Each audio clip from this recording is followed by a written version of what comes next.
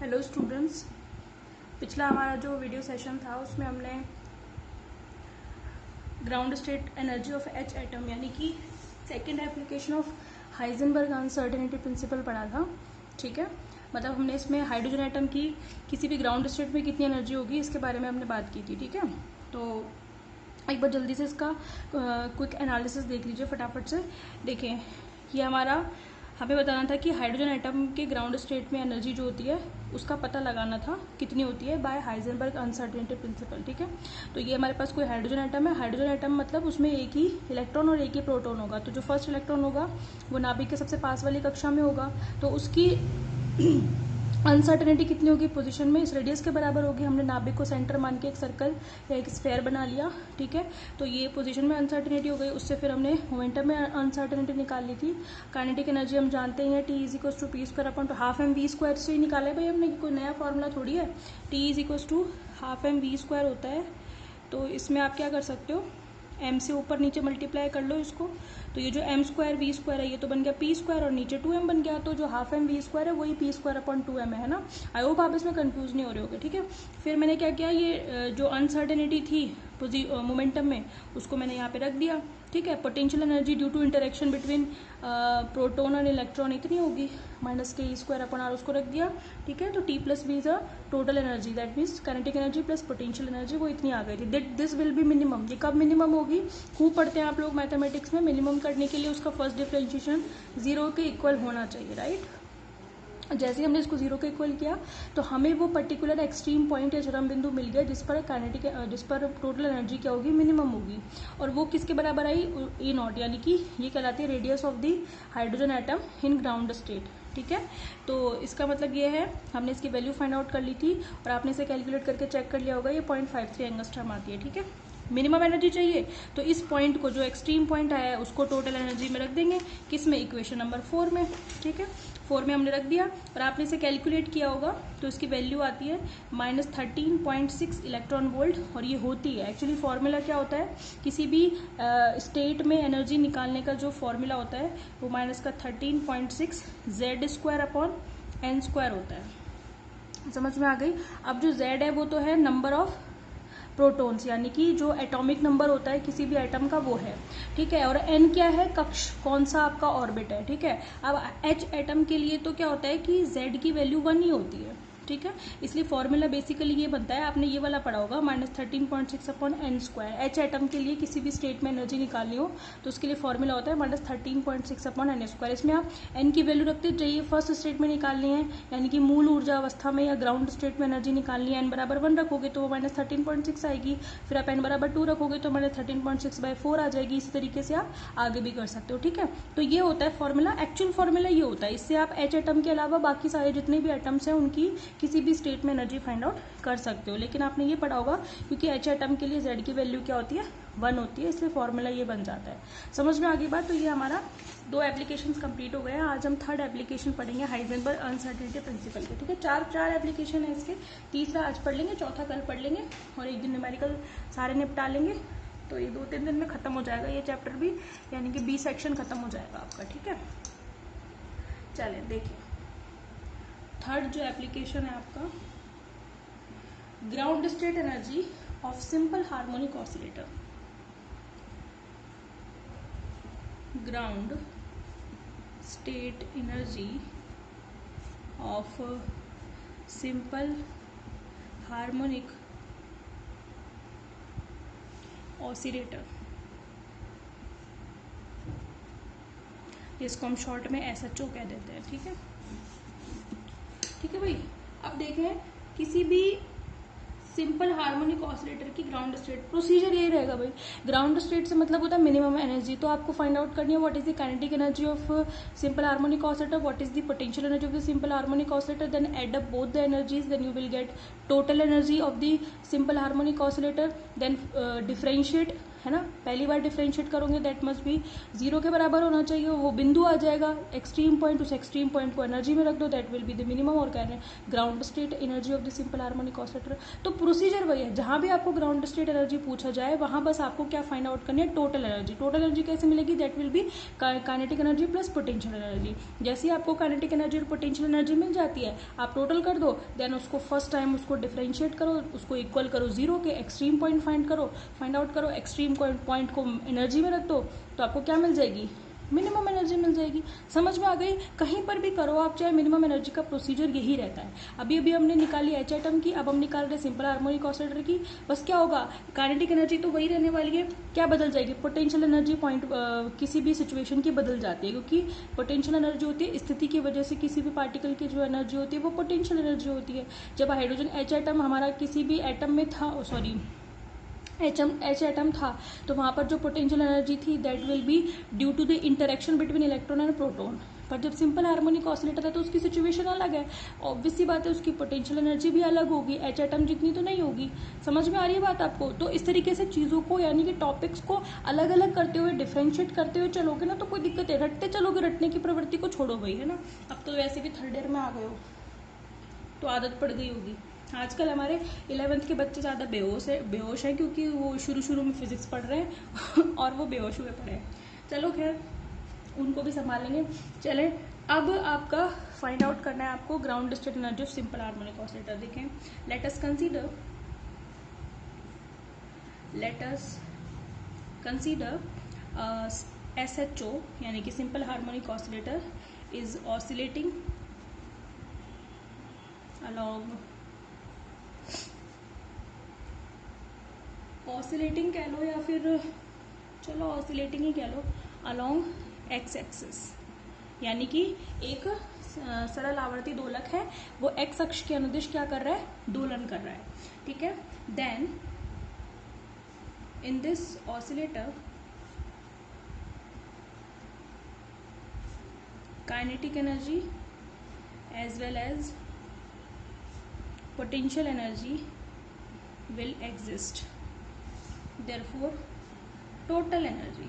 Obviously बात है, जब वो ऑसिलेट कर रहा है तो उसमें दोनों तरह की एनर्जी होगी, क्योंकि ऑसिलेट कर रहा है तो उसके मूवमेंट की वजह से एनर्जी होगी,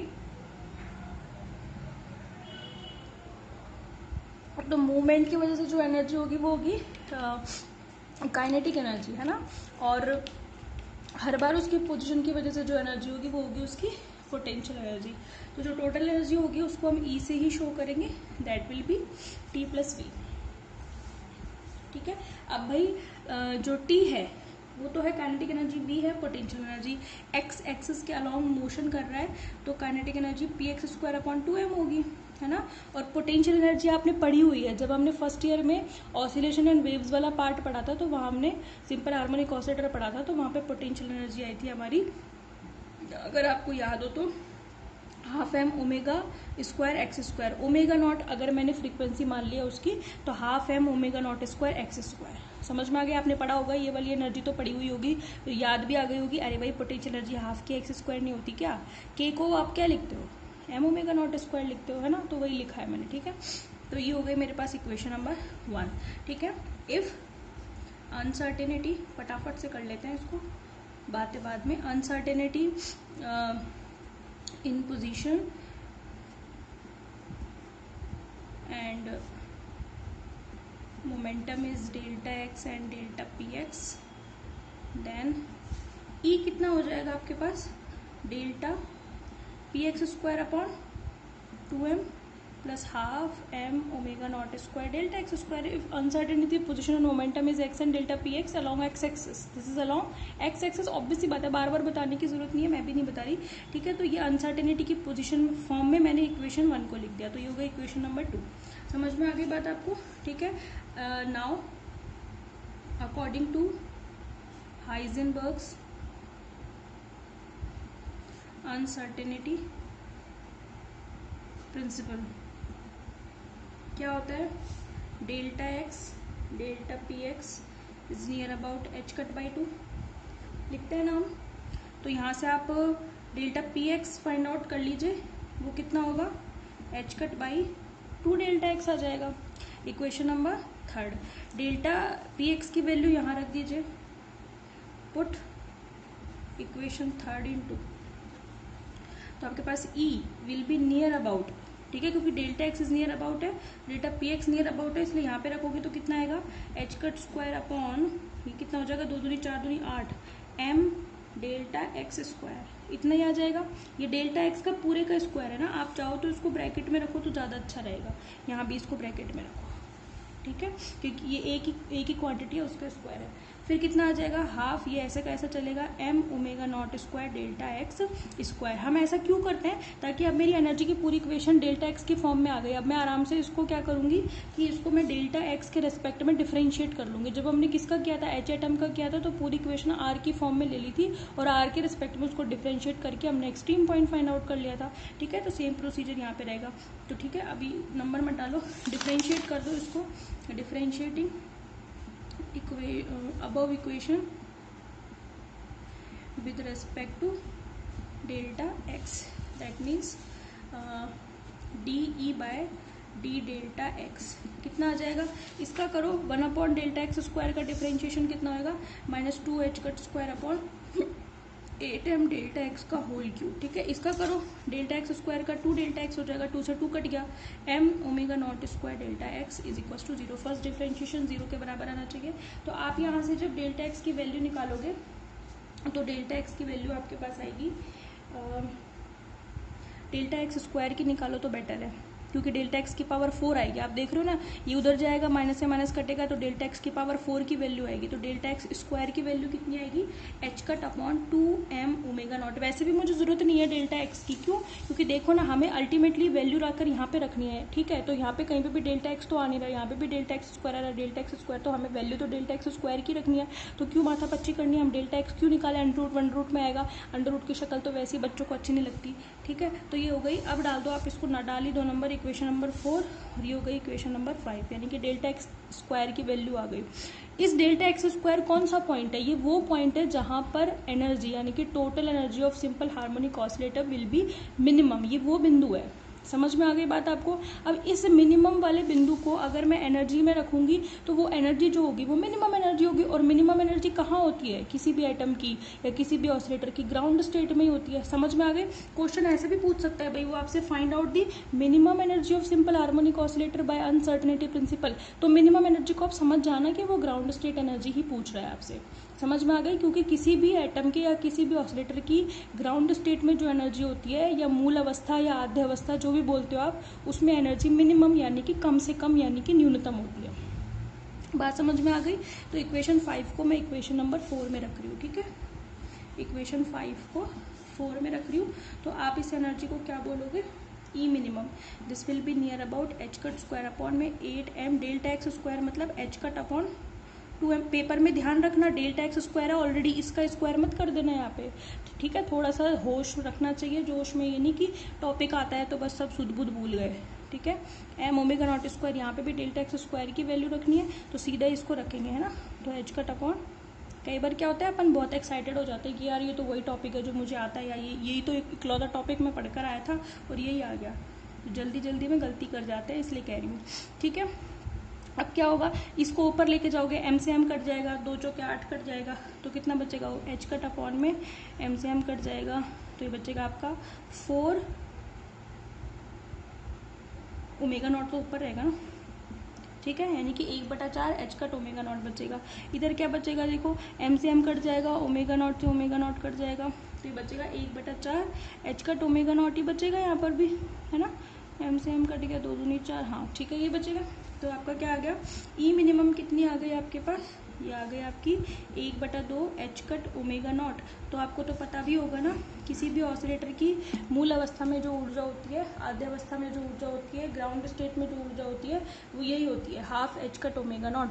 तो हाइजेनबर्ग अनसर्टेनिटी प्रिंसिपल से किसी एसएचओ यानी कि सिंपल हार्मोनिक ऑसिलेटर की जो मिनिमम एनर्जी या ग्राउंड स्टेट एनर्जी आई, वो आई half h cut omega naught. आप बता देना where omega naught is the frequency of oscillations of SHO, यानी कि सरल आवर्ती दोलक के दोलकों की आवृत्ति है। समझ में आ गई? ठीक है, एच कट तो आप जानते हो। ठीक है, पेपर में हालांकि आप बता देना, क्योंकि आप जानते हो पर वो नहीं जानता भाई, जो कॉपी चेक करने वाला है उसको कुछ नहीं आता। ठीक है, 10⁻⁻34 जूल इंटू सेकेंड। तो आपको हर एक चीज़ को बता के चलना है, ये नहीं कि ये तो पता है, ऐसे नहीं करना है। ठीक है, तो जहाँ पे आपको फाइनल एक्सप्रेशन आ जाता है या बीच में आप कोई नई चीज़ डालते हैं तो उसका रेफरेंस साइड में देना चाहिए। ये एक अच्छी कॉपी की निशानी है। ठीक है, अब ये मिनिमम एनर्जी आई बाय अनसर्टेनिटी प्रिंसिपल। ठीक है, तो बाय अनसर्टेनिटी प्रिंसिपल ये आती है, और जो क्वांटम मैकेनिक्स के हिसाब से एनर्जी निकालते हैं किसी एसएचओ की, वो भी यही आती है। दैट मीन्स कि Heisenberg uncertainty principal is correct. समझ में आ गई? तो इस तरीके से आप ग्राउंड स्टेट एनर्जी निकाल सकते हो। एक बात और है, this energy is also called zero point energy. Zero point energy यानी कि इसको शून्य बिंदु ऊर्जा भी कहते हैं। तो पेपर में वो ऐसे भी पूछ सकता है किसी सिंपल हार्मोनिक ऑसिलेटर की 0 पॉइंट एनर्जी या शून्य बिंदु ऊर्जा ज्ञात कीजिए, तो वो भी वो यही है। यानी कि शून्य बिंदु ऊर्जा हो, चाहे ग्राउंड स्टेट एनर्जी हो, चाहे मिनिमम एनर्जी हो, वो यही पूछना चाह रहा है। बात समझ में आ गई? तो ये आपका टॉपिक कंप्लीट, मतलब थर्ड एप्लीकेशन आपका कंप्लीट है हाइजेनबर्ग अनसर्टेनिटी प्रिंसिपल का। आई होप आपको समझ में आ गया होगा। नहीं आएगा, नहीं आता बाई चांस, तो कोई दिक्कत नहीं है, आप पूछ लिया करो। ये कोई मेरे को बार बार कहने की जरूरत नहीं है। बाकी मेरे को पता है 99% सभी को आ गया होगा समझ में। ठीक है, okay, thank you. Next video में हम इसका 4th एप्लीकेशन करेंगे। ठीक है, 4th एप्लीकेशन के साथ ही Heisenberg uncertainty principle chapter number 5th चल रहा है आई थिंक हमारा, ये कंप्लीट हो जाएगा और यूनिट का 2nd सेक्शन कंप्लीट हो जाएगा। फिर हम करेंगे हमारा नेक्स्ट सेक्शन। ठीक है, ओके, थैंक यू।